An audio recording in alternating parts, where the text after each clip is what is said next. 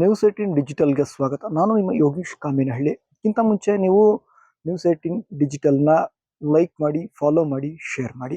ನಾವೀಗ ಹೇಳೋಕೊಟ್ಟಿರ್ತಕ್ಕಂಥದ್ದು ಚಿಕ್ಕಮಗಳೂರು ಜಿಲ್ಲೆಯ ಮೂಡಿಗೆರೆ ವಿಧಾನಸಭಾ ಕ್ಷೇತ್ರದ ಕುರಿತಾಗಿ. ಚಿಕ್ಕಮಗಳೂರು ಜಿಲ್ಲೆಯ ಮೂಡಿಗೆರೆ ವಿಧಾನಸಭಾ ಕ್ಷೇತ್ರದಲ್ಲಿ ಕಾಂಗ್ರೆಸ್ ಪಾಳೆಯದಲ್ಲಿ ಎಲ್ಲವೂ ಸರಿ ಇಲ್ಲ ಅಂತಕ್ಕಂಥದ್ದು ಇದೀಗ ಮೇಲ್ನೋಟಕ್ಕೆ ಸಾಬೀತಾಗಿರ್ತಕ್ಕಂಥದ್ದು. ಕೈ ಮನೆಯೊಳಗಿನ ಕಿತ್ತಾಟ ಇದೀಗ ಬೀದಿಗೆ ಬಂದಿದ್ದು ಕಾಂಗ್ರೆಸ್ನ ರಾಜ್ಯಾಧ್ಯಕ್ಷ BK ಹರಿಪ್ರಸಾದ್ ಅವರ ಅಂಗಳಕ್ಕೂ ಕೂಡ ತಲುಪಿರ್ತಕ್ಕಂಥದ್ದು. ಚಿಕ್ಕಮಗಳೂರು ಜಿಲ್ಲೆಯ ಮೂಡಿಗೆರೆ ವಿಧಾನಸಭಾ ಕ್ಷೇತ್ರ ಅಂತಂದ್ರೆ ಮೀಸಲು ಕ್ಷೇತ್ರ ಅಂತಾನೆ ಹೆಸರುವಾಸಿಯಾಗಿರ್ತಕ್ಕಂಥದ್ದು. ಅತಿ ಹೆಚ್ಚು ಪಾರುಪತ್ಯವನ್ನ ನಡೆಸಿರ್ತಕ್ಕಂಥದ್ದು ಕಾಂಗ್ರೆಸ್. ಈ ಒಂದು ಕಾಂಗ್ರೆಸ್ ಆಧಿಪತ್ಯವನ್ನ ಸ್ಥಾಪಿಸಿರ್ತಕ್ಕಂಥ ಮೂಡಿಗೆರೆ ವಿಧಾನಸಭಾ ಕ್ಷೇತ್ರದಲ್ಲಿ ಇದೀಗ ಕಾಂಗ್ರೆಸ್ನ ಹಿರಿಯ ನಾಯಕರುಗಳೇ ತಮ್ಮದೇ ಪಕ್ಷದ ಶಾಸಕಿ ವಿರುದ್ಧ ಅಸಮಾಧಾನವನ್ನ ತೋಡ್ಕೊಂಡಿರ್ತಕ್ಕಂಥದ್ದು. ಬರೋಬ್ಬರಿ 16 ಅಂಶಗಳನ್ನ ಉಲ್ಲೇಖಿಸಿ 45ಕ್ಕೂ ಹೆಚ್ಚು ಮುಖಂಡರುಗಳು ತಮ್ಮ ಸಹಿಯನ್ನ ಹಾಕುವ ಮೂಲಕ KPCC ಅಧ್ಯಕ್ಷ BK ಹರಿಪ್ರಸಾದ್ಗೆ ಒಂದು ಮನವಿ ಪತ್ರವನ್ನ ಕೊಟ್ಟಿರ್ತಕ್ಕಂಥದ್ದು. ಈ ಒಂದು ಮನವಿ ಮತ್ತು ದೂರಿನ ಪತ್ರದಲ್ಲಿ ಸಾಕಷ್ಟು ಲೋಪದೋಷಗಳನ್ನ ಉಲ್ಲೇಖ ಮಾಡಿರ್ತಕ್ಕಂಥದ್ದು. ಮೂಡಿಗೆರೆ ವಿಧಾನಸಭಾ ಕ್ಷೇತ್ರದ ಕಾಂಗ್ರೆಸ್ನ ಶಾಸಕಿ ನಯನಾ ಮೋಟಮ್ಮ ಅವರು ಶಾಸಕಿಯಾಗಿ 722 ಮತಗಳಿಂದ ಗೆಲುವನ್ನ ಸಾಧಿಸಲಿಕ್ಕೆ ಕಾಂಗ್ರೆಸ್ನ ಹಿರಿಯ ಕಿರಿಯ ಎಲ್ಲ ಮುಖಂಡರುಗಳು ಕೂಡ ಸಾಕಷ್ಟು ಶ್ರಮವನ್ನ ವಹಿಸಿದ್ದಾರೆ.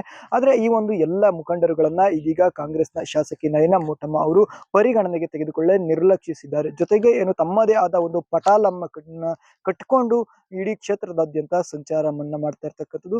KPCC ಬ್ಲಾಕ್ ಕಚೇರಿ ಅಧಿಕೃತ ಇದ್ರೂ ಕೂಡ ಆ ಒಂದು ಕಚೇರಿಗೆ ಬರದೆ ತಮ್ಮ ಮನೆಯಲ್ಲಿಯೇ ಕಚೇರಿಯನ್ನ ತೆರೆದುಕೊಂಡು ಅಲ್ಲಿಯೇ ಸಾರ್ವಜನಿಕರಿಗೆ ಮತ್ತು ಕಾರ್ಯಕರ್ತರಿಗೆ ಭೇಟಿಗೆ ಅವಕಾಶವನ್ನ ಕೊಟ್ಟಿದ್ದಾರೆ ಅನ್ನೋ ಒಂದು ಗಂಭೀರವಾದ ಆರೋಪವನ್ನ ಮಾಡಿರ್ತಕ್ಕಂಥದ್ದು.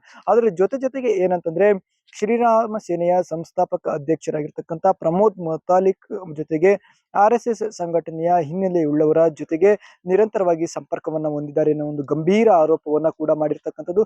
ನಯನಾ ಮೋಟಮ್ಮ ಅವರು ಹಿಂದೆ ಗಣಪತಿ ವಿಸರ್ಜನೆಯ ಕಾರ್ಯಕ್ರಮ ಅಂದಂತ ಸಂದರ್ಭದಲ್ಲಿ ಒಂದು ಕಾರ್ಯಕ್ರಮದಲ್ಲಿ ಪ್ರಮೋದ್ ಮುತಾಲಿಕ್ ಅವರ ಜೊತೆಗೆ ಒಂದು ವೇದಿಕೆಯನ್ನ ಕೂಡ ಹಂಚಿಕೊಂಡಿದ್ರು. ಆ ಒಂದು ವೇದಿಕೆಯಲ್ಲಿ ಆಡಿದ್ದ ಮಾತುಗಳು ಸಾಕಷ್ಟು ಸಂಚಲನವನ್ನ ಸೃಷ್ಟಿ ಮಾಡಿದ್ವು.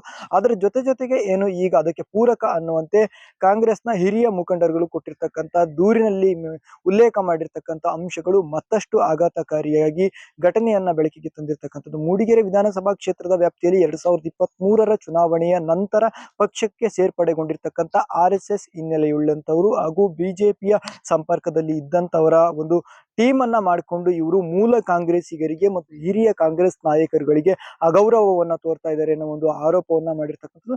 ಜೊತೆಗೆ ಈ ಒಂದು ಮೂಡಿಗೆರೆ ವಿಧಾನಸಭಾ ಕ್ಷೇತ್ರ ಕಳಸಾ ತಾಲೂಕು, ಚಿಕ್ಕಮಗಳೂರು ತಾಲೂಕಿನ ಆಲ್ದೂರು ಹೋಬಳಿ ಸೇರಿದಂತೆ ಮೂಡಿಗೆರೆ ತಾಲೂಕಿನ ವ್ಯಾಪ್ತಿಯಲ್ಲಿ ಬರ್ತಕ್ಕಂಥ ಕ್ಷೇತ್ರ. ಇದರಲ್ಲಿ ಮೂಡಿಗೆರೆ, ಆಲ್ದೂರು ಮತ್ತು ಕಳಸಾ 3 ಬ್ಲಾಕ್ಗಳಾಗಿ ವಿಂಗಡಣೆಯನ್ನ ಮಾಡಲಾಗಿದೆ. ಈ 3 ಬ್ಲಾಕ್ ಕಾಂಗ್ರೆಸ್ಗಳಿಗೂ ಕೂಡ ಕಚೇರಿಗಳಿಗೆ ಇವರು ಒಂದು ದಿನವೂ ಕೂಡ ಕನಿಷ್ಠ ಸೌಜನ್ಯದ ಭೇಟಿಯನ್ನು ಕೂಡ ನೀಡಿಲ್ಲ ಅನ್ನೋ ಒಂದು ಆರೋಪವನ್ನ ಮಾಡಿರ್ತಕ್ಕಂಥದ್ದು.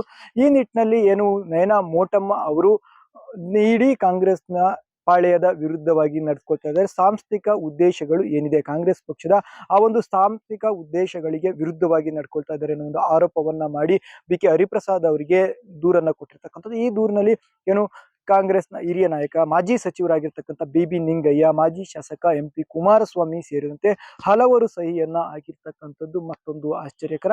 ಅದರ ಜೊತೆಗೆ ಮತ್ತೊಂದು ಕಡೆನಲ್ಲಿ ಒಂದು ಆರೋಪಕ್ಕೆ ಪ್ರತಿಯಾಗಿ ಮೂಡಿಗೆರೆ ಶಾಸಕಿ ನಯನಾ ಮೋಟಮ್ಮ ಅವರ ಅತ್ಯಾಪ್ತರು ಕೂಡ BK ಹರಿಪ್ರಸಾದ್ ಅವರನ್ನ ಭೇಟಿಯಾಗಿ ಸುಮ್ಮನೆ ಸುಳ್ಳು ಆರೋಪಗಳನ್ನ ಮಾಡ್ತಾ ಇದ್ದಾರೆ ಅನ್ನೋ ಪ್ರತಿದೂರನ್ನ ಕೂಡ ನೀಡಿರ್ತಕ್ಕಂಥದ್ದು. ಜೊತೆಗೆ ನಾವು ಕ್ಷೇತ್ರಕ್ಕೆ ನಮಗೆ ಯಾರೋ 3 ಜನ 4 ಜನರಿಗಾಗಿ ಈ ಒಂದು ನಾವು ಕ್ಷೇತ್ರದ ಇರ್ತಕ್ಕಂಥ ಕಾರ್ಯಕರ್ತರನ್ನ ಕಡೆಗಣಿಸೋಕ್ಕಾಗಲ್ಲ, 4 ಜನಕ್ಕೋಸ್ಕರ ನನ್ನನ್ನ ನಾನು ಬದಲಾಯಿಸಿಕೊಳ್ಳೋದಕ್ಕೆ ಆಗಲ್ಲ ಅನ್ನೋ ಒಂದು ಪ್ರತಿಕ್ರಿಯೆಯನ್ನ ಅಲ್ಲಲ್ಲಿ ನಯನಾ ಮೋಟಮ್ಮ ಅವರು ನೀಡಿರ್ತಕ್ಕಂಥದ್ದು. ಒಟ್ಟಾರೆಯಾಗಿ ಕಾಂಗ್ರೆಸ್ನ ಪಾಳೆಯದಲ್ಲಿ ಎಲ್ಲವೂ ಸರಿ ಇಲ್ಲ ಅಂತಕ್ಕಂಥದ್ದು ಕಾಂಗ್ರೆಸ್ನ ಪಾಳೆಯದಲ್ಲಿ ಮಾತ್ರ ಇತ್ತು. ಆದ್ರೆ ಇದೀಗ ಬೀದಿ ಆದಿ ರಂಪ ಆಗಿ ಎಲ್ರಿಗೂ ಕೂಡ ಒಂದು ಎಂಟರ್ಟೈನ್ಮೆಂಟ್ ಕೊಡುವಂತ ಒಂದು ಸಂಗತಿಯಾಗಿರ್ತಕ್ಕಂಥದ್ದು ವಿಪರ್ಯಾಸವಾಗಿರ್ತಕ್ಕಂಥದ್ದು.